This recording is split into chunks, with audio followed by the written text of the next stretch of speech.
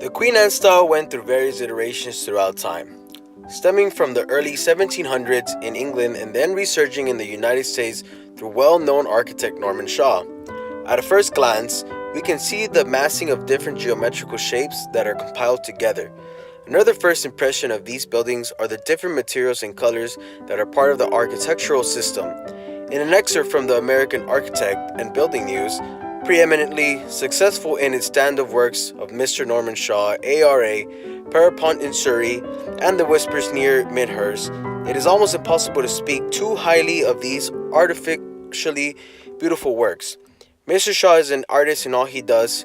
The Queen Anne style houses in the United States are an expression of its time and place, but yearn for its sliminess. We as a viewer can experience the subtlety of early Victorian housing that stemmed early on. It is contained within these houses as well as the furnishing within it. As we dissect the Queen Anne housing, we can spot some interesting characteristics that are involved in the construction of these houses. As noted earlier, the compilation of the geometrical shapes remove the symmetrical look of an ordinary house. As a result, the Queen Anne house plays with the symmetry in the floor plan as well as the frontal elevation. Queen Anne house plays with it, the tower's base, porches, the roofline break, the box look. The turret remove the balance of the building. The tower elements lift the views from a person watching it from below, but brings it to the view back to the ground with long porches around the front perimeter. Another notable feature that we can visibly see is the use of materiality and color throughout the house. First thing is the change in color throughout. There is a primary color that is usually dominant around the exterior of the house. The color is usually bright color that can be contrasted and combined with the primary color.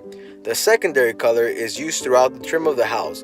Usually this second color is used on the window trims, fascia of the roof, and sometimes carried throughout the interior of the building as well. Finally, another key feature that sets the Queen Anne style apart from the rest of the housing is the ornamentation throughout the building. Walking up to the house, we can clearly see the craft that is used throughout. There are various trims with color that contrast the primary color that sticks above the rest. In the exterior, the ornamentation we seen on the porch gable, cornices, and story breaks. The Queen Anne style movement came in phases when it first saw the building being built in the United States. The first phase is seen as an English style light construction.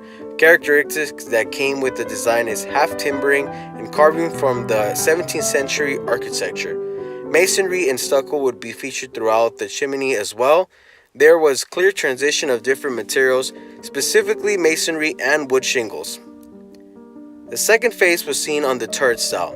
It is considered to be the pinnacle of Queen Anne in the Revival period.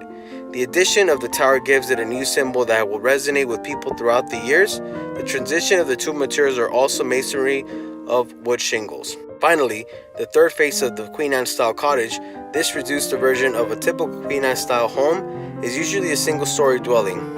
The use of traditional ornamentation, transom windows, turned wood, and perches were used in these cottages. There is also less color or dual colors throughout.